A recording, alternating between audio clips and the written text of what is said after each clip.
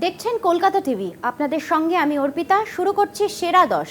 পেরিয়ে গেল supreme deadline, কাটল না জট। স্বাস্থ্য ভবনের দোরগোড়ায় জুনিয়র চিকিৎসকদের প্রতিবাদের বিস্ফোরণ। 5 দফা দাবি না মানা পর্যন্ত স্বাস্থ্য ভবনের সামনে অবস্থান বিক্ষোভ অনড়। এদিকে কর্মবিরতির জেরে একের পর এক বিনা চিকিৎসায় মৃত্যুর অভিযোগ। এই পরিস্থিতিতে কোন্নগরের বিক্রম ভট্টাচার্যের মায়ের চ্যালেঞ্জের মুখে ডক্টরস ফোরামের সদস্য পুণ্যব্রত গুণ। কবে কিভাবে কাটবে এই জট? বিচারের দাবিতে ধৈর্য হারাচ্ছেন সাধারণ মানুষ।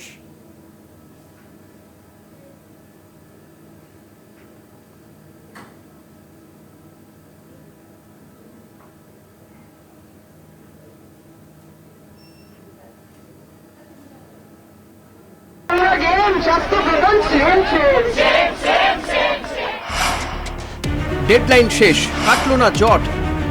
কর্মবিরতিতে অনড় জুনিয়র চিকিৎসকরা।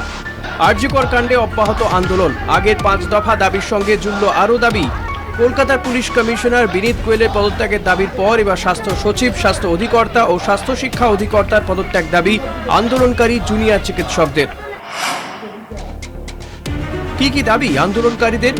দোষীদের দ্রুত চিহ্নিত করা, অপরাধের উদ্দেশ্য সামনে আনা, দোষীদের দৃষ্টান্তমূলক শাস্তি, তথ্য প্রমাণ লোপাটের সঙ্গে প্রত্যক্ষ বা পরোক্ষভাবে জড়িতদের চিহ্নিত করে বিচার। কলকাতা পুলিশ কমিশনার বিনীত গোয়েলের ইস্তফা। সব মেডিকেল কলেজ, হাসপাতাল এবং স্বাস্থ্যকেন্দ্রের চিকিৎসক ও স্বাস্থ্যকর্মীদের নিরাপত্তা সুনিশ্চিত করা। স্বাস্থ্য সচিব, স্বাস্থ্য অধিকর্তা ও স্বাস্থ্য শিক্ষা অধিকর্তার পদত্যাগ। সোমবার রাতে আন্দোলনকারী জুনিয়র চিকিৎসকরা জানিয়েছিলেন তাদের দাবি না মানা পর্যন্ত তারা তাদের কর্মবিরতি চালিয়ে যাবেন।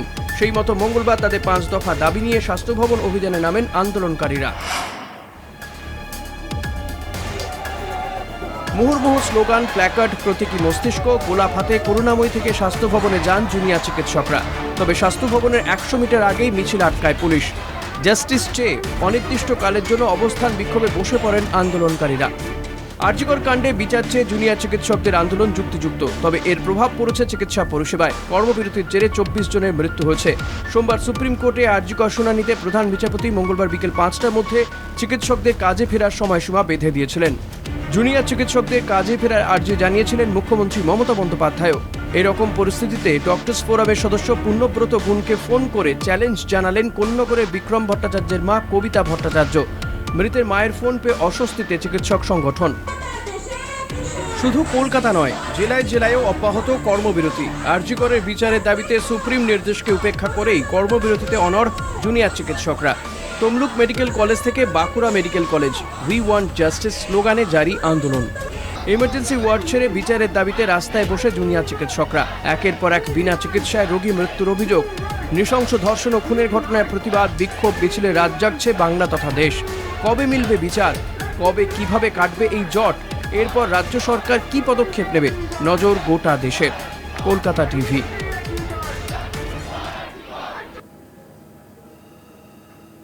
এখন সময় একটা বিরতির।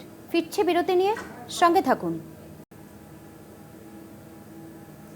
বিরতির পর যে খবরে নজর রাখছি, আরও এক মায়ের বিচারের দাবি। কোন্নগরের বিক্রম ভট্টাচার্যের মৃত্যুতে বিচারের দাবি।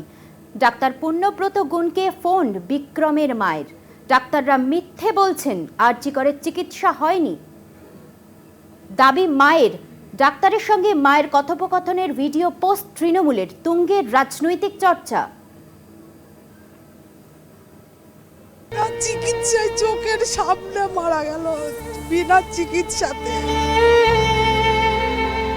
ডাক্তারবাবুরা মিথ্যা কথা বলছেন, আর এখন তাকেও মিথ্যেবাদী প্রমাণ করার চেষ্টা হচ্ছে। ছেলের বিনা চিকিৎসাতেই মৃত্যু হয়েছে, এমন দাবিতেই সরব হলেন কোন্নগরের মৃত যুবকের মা কবিতা ভট্টাচার্য। এবার ডক্টরস ফোরামের সদস্য পুণ্যব্রত গুণকে ফোন করে সরাসরি চ্যালেঞ্জ করেন তিনি। মৃতের মায়ের ফোন পেয়ে অস্বস্তিতে চিকিৎসক সংগঠন, যদিও এ বিষয়ে এখনো তাদের তরফে কোনো প্রতিক্রিয়া মেলেনি। বাস দুর্ঘটনায় গুরুতর আহত কোন্নগরের বাসিন্দা বিক্রম ভট্টাচার্যের মৃত্যু হয়েছে বিনা চিকিৎসাতেই। অভিযোগ এমনই। শুক্রবার এই খবর সম্প্রচারের পরই তোলপাড় পড়ে যায়। সোশ্যাল মিডিয়ায় ঘুরতে থাকে মায়ের আরটি। এক্স হ্যান্ডেলে কলকাতা টিভির ওই ফুটেজ ট্যাগ করে পোস্ট করেন অভিষেক বন্দ্যোপাধ্যায়।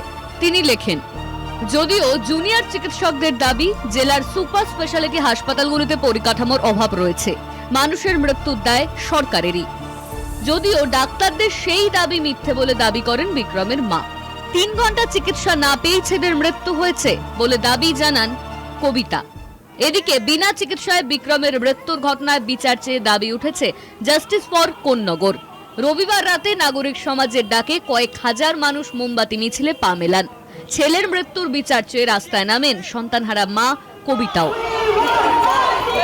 সোমবার রাতে বিক্রমের বাড়িতে যান শ্রীরামপুরের তৃণমূল সাংসদ কল্যাণ বন্দ্যোপাধ্যায়। পরিবারের সদস্যদের সঙ্গে কথাও বলেন তিনি। রবিবার বিক্রমের মায়ের সঙ্গে ডাক্তার পুণ্যব্রত গুণের সঙ্গে ফোনে কথোপকথনের ভিডিও এক্স হ্যান্ডেলে পোস্ট করা হয়। স্বতঃস্ফূর্ত আন্দোলনে বরাবরই রাজনৈতিক রং মিশে যাওয়ার অভিযোগ উঠেছে। কোনটা সত্যি কোনটা মিথ্যে, বিচারের পাশাপাশি এই প্রশ্নেরও জবাব চাইছে সাধারণ মানুষ। কলকাতা টিভি। সময় এখন আরও একটা বিরতির। ফিরছি বিরতি নিয়ে, সঙ্গে থাকুন। বিরতির পর যে খবরে নজর রাখছি, ময়নায় বিজেপি নেতা বিজয় কৃষ্ণ ভূঁইয়ার মৃত্যু তদন্তে এনআইএ প্রতিনিধি দল। 9টি বাড়ি সহ 14টি জায়গায় তল্লাশি কেন্দ্রীয় এজেন্সির। এনআইএর 200 জন সদস্যের 14টি দলে ভাগ হয়ে তল্লাশি চালায়। অভিযুক্তদের বাড়িতে তল্লাশি করে বাড়ি সিল করে দেয় এনআইএ।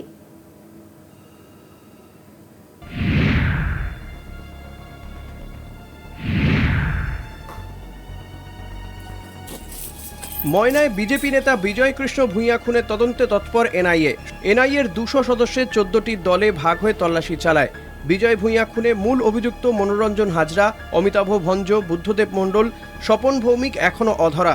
অভিযুক্তদের বাড়িতে তল্লাশি করে বাড়ি সিল করে দেয় এনআইএ। স্থানীয় পুলিশ, পঞ্চায়েত প্রধান, উপপ্রধানের উপস্থিতিতেই এনআইএ আধিকারিকেরা তল্লাশি করে বলে জানান বাগচা গ্রাম পঞ্চায়েত উপপ্রধান প্রসেনজিৎ ভৌমিক। যে বিজয়বাবুর খুনি যারা অধরা টোটালটা বাড়িতে নেই, তাদের বাড়িগুলো কিন্তু এনআইএর যে অফিসার আছে তারা সিল করে দিচ্ছে। তো এইটুকু যে সঠিক যারা এই ঘটনার সঙ্গে যুক্ত, এনআইএ তার যেমন কেন্দ্রীয় এজেন্সি, তাদের তদন্ত চালাবে। আমাদের এটুকু বলা যে তারা তাদের মতো কাজ করুক, সঠিক দোষীরা যাতে সাজা পায়, এটুকু আমরা আশাবাদী। প্রসঙ্গত পঞ্চায়েত ভোটের আবহে গত বছর মে মাসে পূর্ব মেদিনীপুরের ময়নায় বিজেপির বুথ সভাপতি বিজয় কৃষ্ণ ভূঁইয়াকে খুনের অভিযোগ ওঠে।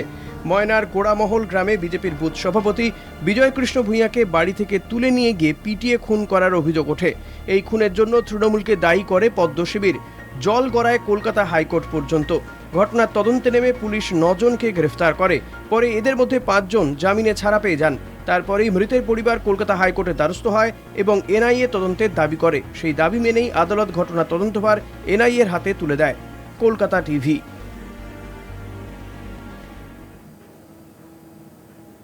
ফিরছি অন্যান্য খবর নিয়ে, সঙ্গে থাকুন।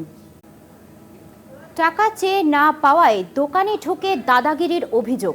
অভিযোগের তীর কামারহাটি পুরসভার 31 নম্বর ওয়ার্ডের তৃণমূল কাউন্সিলর তপন আচার্যের বিরুদ্ধে। প্রকাশ্যে সিসিটিভি ফুটেজ, আতঙ্কিত দোকানদার। বেলঘড়িয়া থানায় অভিযোগ দায়ের।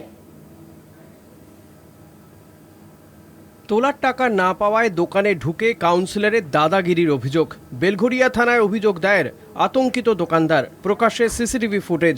অভিযোগের তীর কামারহাটি পুরসভার 30 নম্বর ওয়ার্ডের কাউন্সিলর তপন আচার্যর দিকে। সমস্যার সূত্রপাত হয় সোমবার 31 নম্বর ওয়ার্ডের অন্তর্গত নন্দননগর বটতলা এলাকায়। আচমকাই দোকানে ঢুকে 10,000 টাকা চাইলে তা দিতে অস্বীকার করেন দোকানের মালিক উজ্জ্বলা দাস।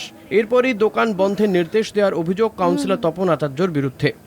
হঠাৎ এসেই টাকাটা চায় এবং বলে যদি টাকা না দেবে তাহলে দোকান খুলতে পারবে না। হ্যাঁ, তারপরে চলে যায়। আবার আরেকদিন এসে উনি দোকানের সামনে হুজ্জুতি করে, দোকান খুলতে দেয় না। আমি জোর করে খুলতে যাই দোকান, আমার রুটি রোজগারের ব্যাপার, আমার উপরে সংসার চলে। দোকানদারের ওপর হামলা চালানোর ছবি ধরা পড়ে সিসিটিভি ক্যামেরায়। গোটা বিষয়ে লিখিত অভিযোগ জানাতে গেলে প্রথমে তা নিতে অস্বীকার করে বেলঘড়িয়া থানা। পরবর্তীতে তদন্তের আশ্বাস প্রশাসনের। পাশের ওয়ার্ডের কাউন্সিলরের শাসানোর ঘটনায় নিরাপত্তাহীনতায় ভুগছেন বলে জানিয়েছেন দোকানদার। আমি তো খুব ভয়ে থাকছি বাড়িতে, আমি প্র্যাকটিস যেতে পারছি না। আমি খেলাধুলো করি, মায়ের এই মাথায় লেগেছে। আগের দিন এসে দেখলাম যে 7-8 জন দুষ্কৃতী এসে মায়ের উপর চড়াও হয়েছে। তো এটা তো খুব ভয়েই থাকি। তো মাকে কখন এসে মেরে দেবে, কোনোদিন আমি থাকবো না, দেখবো এসে মা নেই। ওই বিষয়ে কামারহাটি পুরসভার কাউন্সিলর তপন আচার্যর সাথে যোগাযোগ করার চেষ্টা করা হলে তিনি গোটা বিষয়টি অস্বীকার করেন। মিউনিসিপ্যালিটি বলেছে শুক্রবারের মধ্যে ওকে ভাঙতে, তাই দোকানটা রাস্তার কাজ বন্ধ হয়ে আছে, ঠিক আছে, ওই দেখুন রাস্তায় প্রায় নাই করে 4-5 ফুট জায়গা উনি টিনের শেড ধীরে ধীরে বাড়তে চলে। অ্যাকচুয়ালি আমার তো এটা পার্টি অফিসের সামনে, সব থেকে বেশি আমারই দেখতে বাজে লাগছে। ও আমাদের একটা টাইম দিয়েছিল, দাদা কাকা তুমি 2-3 দিন আমাকে টাইম দাও, ওই মহিলার ছেলে 2-3 দিন টাইম। সেখানে আমরা রোববার অব্দি টাইম দিয়েছি। প্রথম কথা, ওনার জামাই বিজেপি করে, তার একটা প্রভাব উনি খাটান। বিগত 40 বছর ধরে ওই স্টেশনেরই দোকান চালিয়ে সংসার চালান স্থানীয় বাসিন্দা উজ্জ্বলা দাস।